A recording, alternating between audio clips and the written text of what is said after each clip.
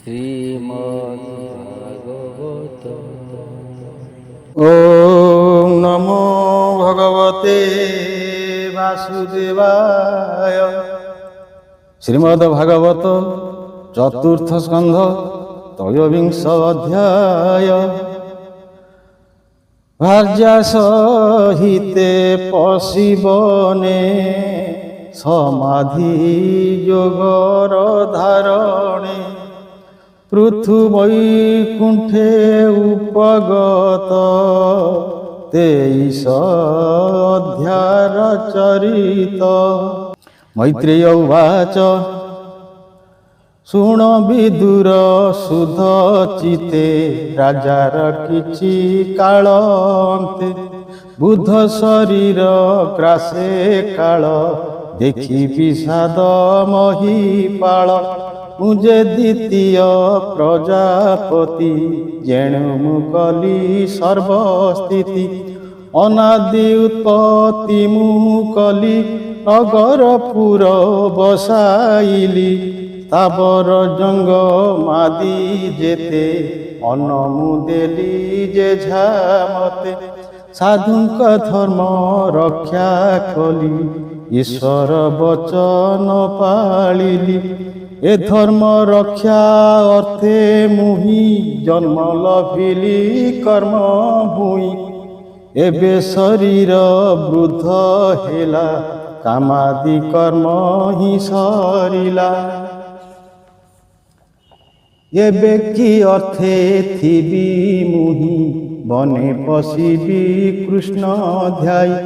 ଦୁହିତା ପ୍ରତୁଲ୍ୟେ ଧରଣୀ ପୁତ୍ରେ ନିବେଶୀ ନୃପମଣି ପୁତ୍ରକୁ ଦେଇ ସିଂହାସନ ଦଣ୍ଡ ଛତ୍ରାଦି ନୃପ ଚିହ୍ନ ସକଳ ସମର୍ପିକୁ ମରେ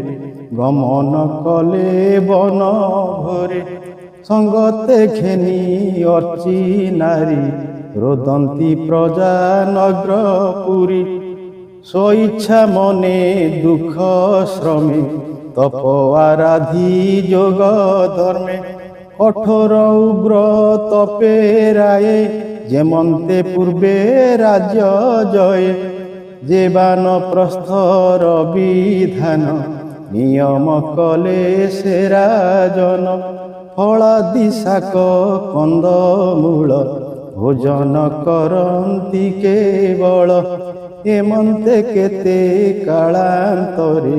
ତାହା ତେଜିଲେ ନୃପବରେ ନିରସ ପତ୍ର ଭୋଗ କରି ତୁଷ୍ଟେ ଆନନ୍ଦେ ପ୍ରାଣ ଧରି ତାହା ଭକ୍ଷିଣ କିଛି ଦିନ ତପ ସାଧନେ ତୋଷ ମନ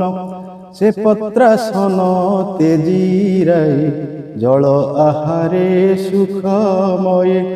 ଏମନ୍ତେ କିଛି କାଳାନ୍ତରେ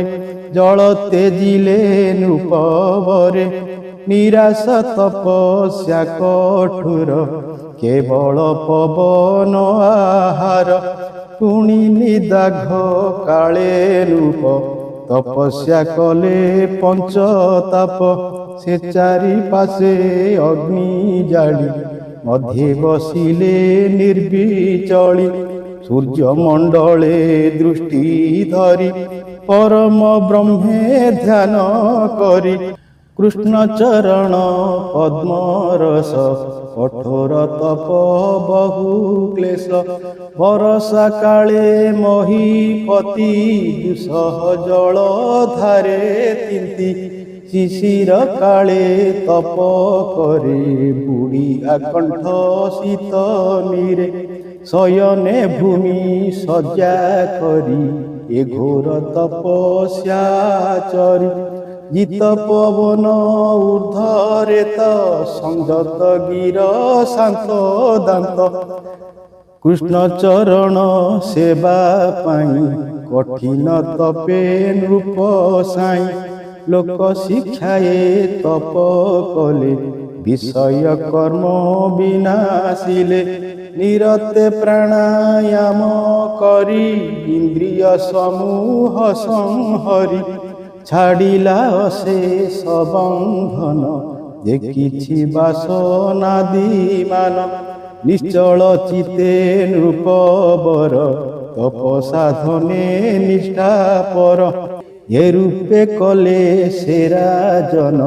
ଆତ୍ମାରେ ଆତ୍ମାକୁ ଯୋଜନ ସେ ଯୋଗୀ ଯୋଗାସନ ବଳେ ବ୍ରହ୍ମସ୍ୱରୂପୀ ସେ ହୋଇଲେ କାଳେ ଛାଡ଼ିଲେ କଳେ ବର ଏ ଅନୁକ୍ରମେ ହେବି ଦୂର ସୁସ୍ଥିରେ ବସି ଯୋଗାସନେ ଦେହେ ସମୀର ସମାଧାନେ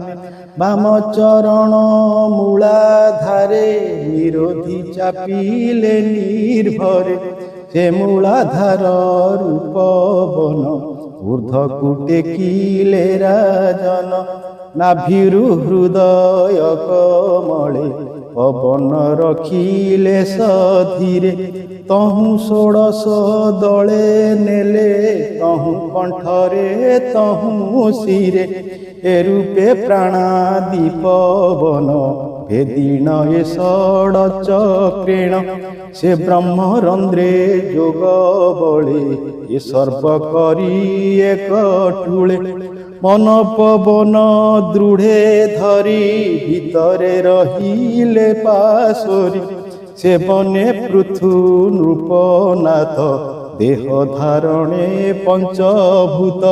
ଯେ ରୂପେ ଲୟ କଲେ ରୂପ ଶୁଣ ବିଦୁର ତା ସ୍ୱରୂପ ପୃଥିବୀ ଲୟ ଗନ୍ଧେ କରି ଆପକୁ ରସ ମଧ୍ୟେ ଧରି ତେଜକୁ ରୂପ ମଧ୍ୟେ ଥୋଇ ପବନ ସ୍ପରଶେ ଲଗାଇ ଶବଦେ ଆକାଶ ସଂହରି ଏ ସର୍ବତମ ଗୁଣେ ଭରି ଯେ ତମ ସାଥି କରାଜସ একত্রে কলে তা প্রকাশ ইন্দ্রি সহিতে বুদ্ধি মন যে ঝানুক্রমে কলে লীন শবদ আদি ইন্দ্রি গণে লীন হইলে যে যা স্থানে এহাঙ্ক অধিষ্ঠাতা দেবে লয়ে পাইলে যে যা ভাবে একত্রে অহংকার নেই সে মহতত্বরে মিশাই এ সর্বতত্ত্ব গুণে ন্যাসী মহতত্বরে পরকাশী সে মহতত্ত্ব মায়াময়ে প্রকৃতি সঙ্গে হেলে লয়ে জ্ঞান বৈরাগ্য যোগ বলে এ জীব ব্রহ্মে যাই মিলে এ মন্তে পৃথু মহিপাল দেহতে দিলে পাই কাল সে অর্চিরাণী সুকুমারী দৃঢ়ে সে পতিব্রতাচারী দেহ সুখাই তপে থিলা স্বামীর মরণ দেখিলা তক্ষণে হই হত জ্ঞান আকুলে করই রোদন ভোনাথ মোর প্রাণ নাহা মোতে দেখাও কিম্পা এহা কপটে মুদ্রিত লোচন শ্বাস বহই অতি ক্ষীণ তু সর্ববিহন্তা ঈশ্বর এ তোর মায়া খেল ঘর স্থিতি উৎপত্তি করু নাশ তু মাত্র রহু অবশেষ তু সর্বকারণ মুরারি কার্য কারণে দেহ ধরি হো যোগেশ্বর তো মহিমা জানি ন পারে হর ব্রহ্মা জানামে মৃত্যু ভয় নাশে মৃত্যু অমৃত্যু পরকাশে এবে কপটে মৃত্যু ভয় মোতে দেখাও মায়া মোহ এ মায়া মোহ দ্বন্দ্ব পাশ প্রতেজি তুম্ভ প্রতি আস এবে উপেক্ষী বন ঘোরে তেজিণ গল নিজ পুরে মুজে নিরতে অপরাধী তো পাদে ন সে বিদুর বুদ্ধি সে অপরাধ দোষু মোতে এবে তেজিল দুঃখ চিতে তুম্ভে যে মোর মন দুঃখে বহসু দয়া ভাব সুখে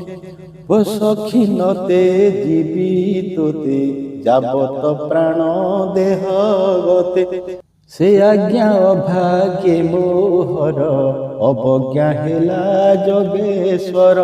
এ রূপে বিলপে সুন্দরী শোকার্ণবরে তনুধারী সে অর্চি দেবী জ্ঞানবন্ত তক্ষণে স্থির কলা চিত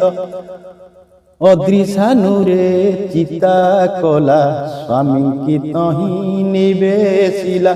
মুখাগ্নি করি বিধি মতে স্নান উদক ক্রিয়া যেতে দেবଙ୍କୁ କରି ନମସ୍କାର ସମ୍ପୁଟେ ଯୋଡ଼ିବେନି କର ଏ ସର୍ବସାରିଣ ସୁନ୍ଦରୀ ଅଗ୍ନିକୁ ପ୍ରଦକ୍ଷିଣ କରି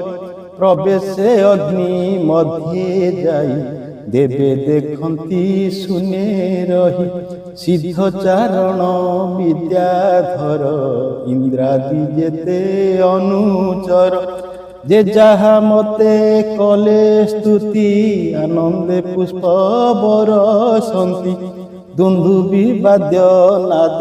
করি রঙ্গে নাচন্তি অপসরি সে পতি পত্নী বেনি জনে আকাশে গলে দেব জানে দেবে আনন্দে স্তুতি ভণি শিরে নিবেশি বেনি পাণি প্রশংসি দেবী জনে জনে আনন্দে অশ্রুল লোচনে দেব্য উবাচ ধন্য সাবিত্রী পতিব্রতা স্বামী সেবারে অনুরতা তেজিন অচল বিভূতি স্বামী সঙ্গতে সে চলନ୍ତି ଯେଣୁ ଏ ପୂର୍ବ ତପ କଲେ ତେଣୁ ଦେବଙ୍କ ଊର୍ଦ୍ଧ୍ୱେ ଗଲେ ଯେ ଶନେ ଲକ୍ଷ୍ମୀ ନାରାୟଣ ସେ ପରି ଅର୍ଚି ନରରାଣ ସେ ଅନୁସାରେ ଯୁବତୀ ଯେଣୁ ଲଭିଲେ ନିଜ ପତି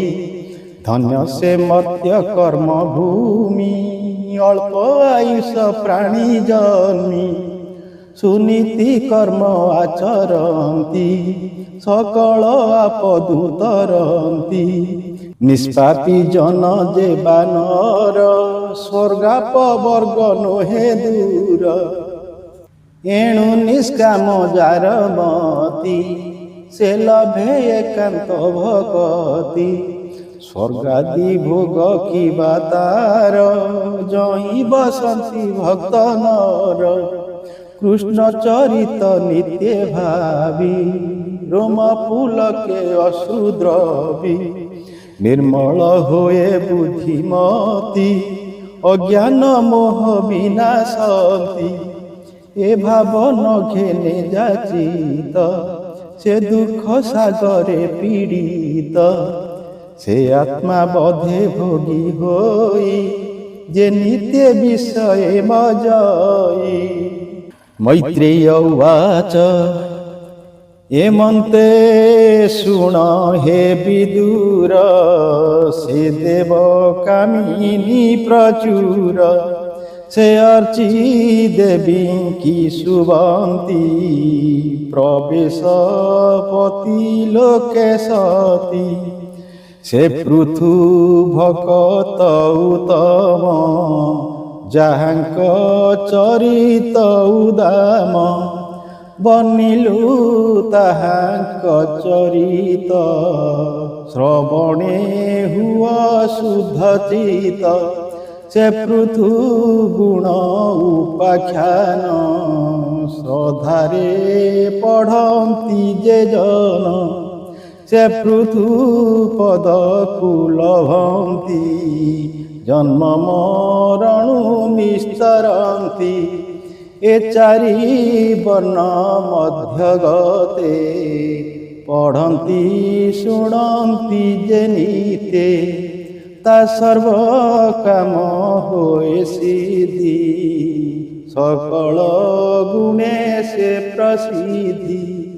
ଯେ ବିପ୍ରଜନ ଏହା ପଢ଼େ ବ୍ରହ୍ମପଦକୁ ଲଭେ ଦୃଢ଼େ କ୍ଷତ୍ରିୟ କଲେ ଅଧ୍ୟୟନ ରାଜତ୍ୱ ପଣେ ସେ ନିପୁଣ ଗାୟନ କଲେ ବୈଶ୍ୟଜନ କୃଷାଦି ବାଣିଜ୍ୟ ନିପୁଣ ସେ ଜ୍ଞାନୀ ଜନେ ଶ୍ରେଷ୍ଠ ହୋଇ ଧର୍ମାର୍ଥ ଜୀବନେ ଜିଅଇ